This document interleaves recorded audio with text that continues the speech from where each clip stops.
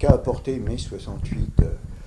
Il a apporté la société actuelle où beaucoup de droits ont commencé à être reconnus, notamment le droit des femmes.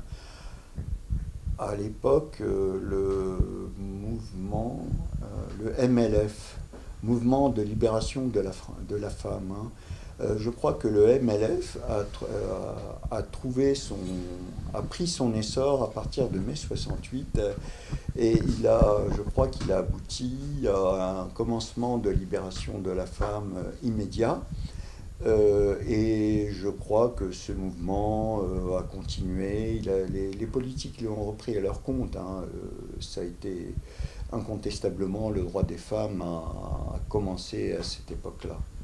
C'était une des conquêtes de mai 68.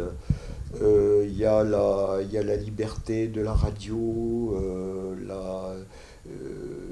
Les radios n'étaient pas libres avant. Les télévisions n'étaient pas libres.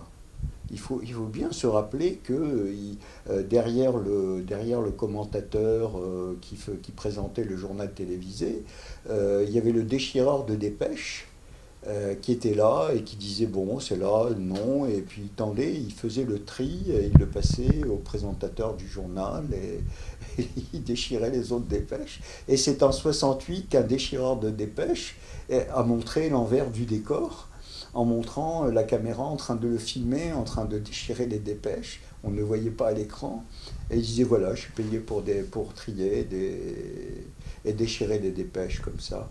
Donc on n'avait aucune, tout était dirigé, la justice, la presse, la radio, la télévision, tout était aux mains des partis politiques au pouvoir. Tout, tout, tout.